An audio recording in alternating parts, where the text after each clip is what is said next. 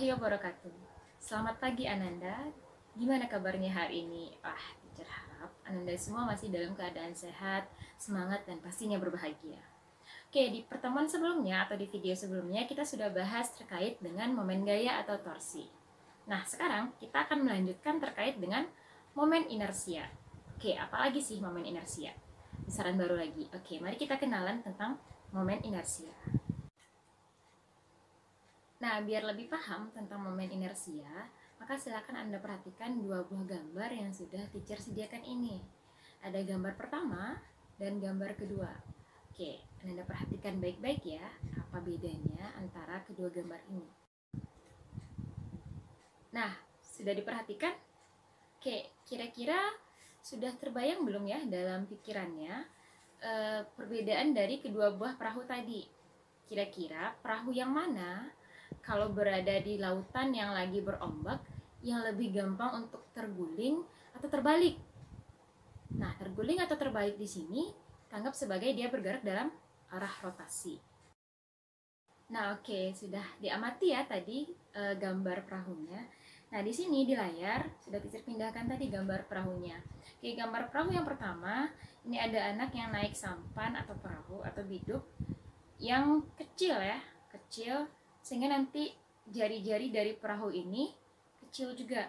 Nah, kalau perahu seperti ini, sederhananya ketika terkena ombak, dia akan tidak stabil dan lebih gampang untuk terguling. Oke, kita pindah di berikutnya. Yang berikutnya tadi seperti ini perahunya. Perahunya itu ada kayu di kedua sisinya. Ketika perahu seperti ini, dia akan lebih stabil dibandingkan perahu yang sebelumnya, dan dia tidak akan mudah untuk digulingkan ombak. Nah, kita review lagi pelajaran di kelas 10. Nah, saat di kelas 10 untuk kasus gerak lurus, kita pernah mengenal istilah kelembaman atau lembam. Itu adalah kecenderungan benda untuk mempertahankan geraknya. Untuk kasus gerak melingkar pun kita juga mengenal istilah kelembaman. Oke, kita balik ke kasus perahu yang tadi. Ketika perahunya itu sedang bergerak, lantas terkena ombak, maka perahunya akan bisa terbalik dan akhirnya nanti akan karam. Nah, dari kasus yang tadi, semakin besar jari-jari perahunya, maka akan semakin susah juga bagi ombaknya untuk menggulingkan perahu tadi. Oke, kalau dari segi massa kita lihat, ketika massa perahunya makin besar, maka juga akan susah bagi ombaknya untuk menggulingkan perahunya. Sehingga dalam gerak rotasi, kelembamannya akan dipengaruhi oleh massa dan jari-jari. Nah, dari sana muncullah istilah momen inersia. Oke, jadi momen inersia itu adalah ukuran kelembaman benda,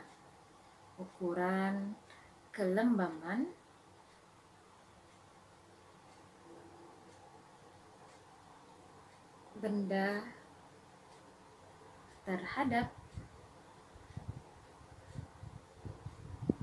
gerak rotasi.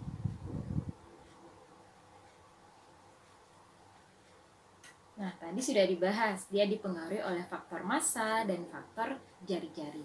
Nah, dari percobaan dan dari percobaan terdahulu, didapatkan bahwa momen inersia itu dapat dihitung dengan cara seperti ini. Berarti besar momen inersia untuk sebuah partikel atau benda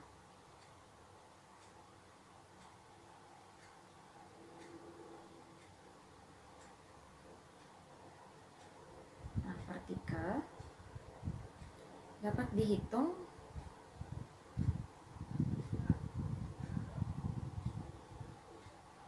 dengan I itu adalah M kali R kuadrat. Nah, oke, apa itu I dan R-nya yang dimaksud di sana? Oke, berarti di sana I itu adalah momen inersianya.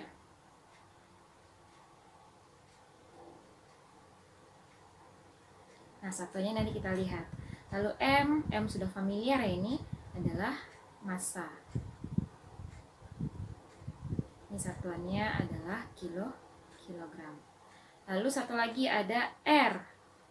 R di sini adalah jarak partikel ke poros putar.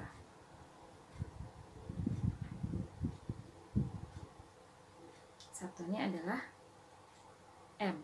Nah, berarti satuan dari momen inersia bisa kita bahas kilogram meter persegi. Itu dia. Oke, nanti kita misalkan di sini gambar dari sebuah partikelnya. Di sini teacher bikinkan ada benda bermasa M. Terus di sini ada garis teacher anggap sebagai poros putar. Nah, oke, ada. Lalu di sini ada jaraknya. Jaraknya sebesar R. Ini poros putarnya.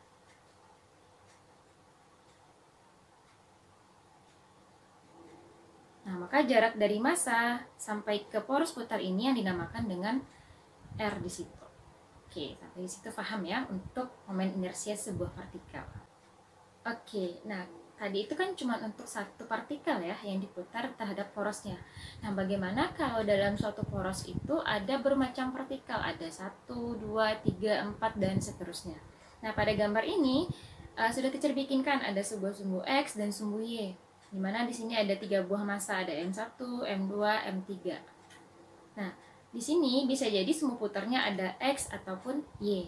Oke, saat dia diputar di Y, yang Y sebagai sumbu putarnya, di sini, maka benda yang memiliki momen inersia itu adalah M1 dan M2. Sehingga nanti momen inersia yang diputar terhadap poros Y itu ada berasal dari inersia oleh benda 1. Berarti ada I1 dari benda 1 ditambah I2. Nanti dijabarkan jadi M1 kali R1 pangkat 2 ditambah dengan M2 R2 kuadrat. Nah, itu kalau untuk dia diputar terhadap sumbu Y. Nah, bagaimana kalau diputar terhadap sumbu X? Berarti kalau sekarang yang jadi sumbunya adalah X, di sini, maka ketika di sumbu X, yang punya momen inersia itu hanyalah yang M3, yang ini dia yang punya. Berhubung cuma 1, berarti di sepanjang sumbu X, momen inersianya hanya berasal dari benda 3 saja.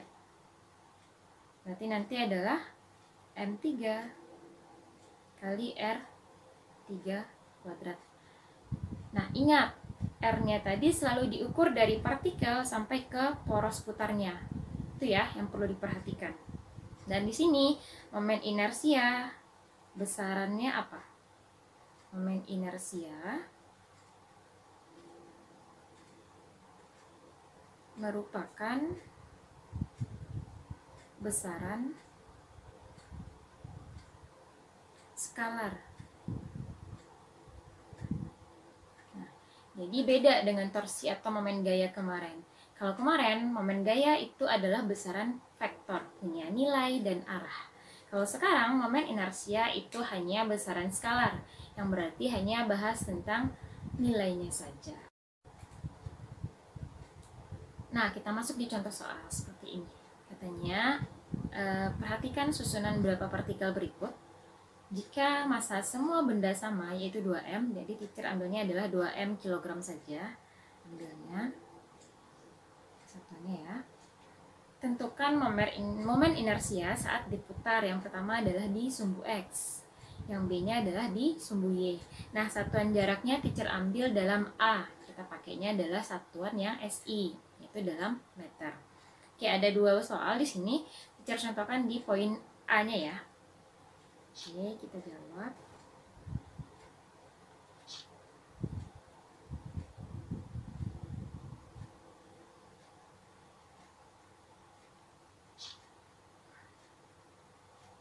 Nah, ini. Berarti ketika dia diputar di sumbu X, seperti ini, dx jadi sumbu putarnya, maka yang punya inersia itu adalah hanya M4 saja di situ. Berarti untuk poin A, sigma I untuk sumbu X, berarti ini sebagai sumbu putarnya, hanya dimiliki oleh M4 saja. Maka di sana adalah M4 dikali R4 dikuadratkan. Berarti M4-nya tadi adalah 2M kilogram. R4-nya kita ganti jadi 2A meter dikuadratkan. Jadinya adalah 2M dikali 4A kuadrat kilogram meter kuadrat. Berarti jadinya adalah 8 MA kuadrat kilogram meter kuadrat. Nah, gitu aja kalau untuk yang sumbu X. Oke, kalau dia diputar di sumbu Y, berarti untuk sigma I di sumbu Y-nya, nah sekarang sumbu Y-nya, oke di sini. Nah, maka di sana ada 3 ya, ada inersia dari benda 1 tambah inersia benda 2 tambah inersia benda 3. Nah, lalu diganti nilainya. Berarti ada M1 kali R1 kuadrat ditambah M2 kali R2 kuadrat ditambah M3 kali R3 kuadrat. Nah, yang ini berarti ada 2M dikali A kuadrat, teacher abaikan satuan dulu ya, tambah ini ada 2M tapi dikali dengan 0 karena tepat berada di poros sumbu Y, terus ditambah 2M dikali 2A kuadrat. Nah, lalu ini ada 2M A kuadrat tambah 0 ditambah 2 pangkat 2 adalah 4 kali 2 adalah 8, itu 8 MA kuadrat. Nah, hasil akhirnya berarti ada 10 MA kuadrat kilogram meter kuadrat. Oke, itu dia.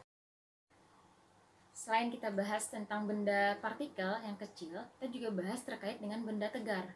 Benda tegar itu adalah benda yang tidak akan berubah lagi bentuknya. Nah, berikut ini ada tabel terkait momen inersia dari berbagai benda tegar. Cuman yang kita pakai itu biasanya hanya 6 saja yang sering keluar dalam pengaplikasiannya. Oke, sampai di sini dulu pertemuan kita untuk hari ini. Teacher harap Anda bisa memahami apa yang teacher sampaikan. Nah, untuk pertemuan selanjutnya kita akan bahas terkait dengan hubungan antara momen gaya dan momen inersia. Oke, selamat berlatih di soal-soal berikutnya dan see you on the next video.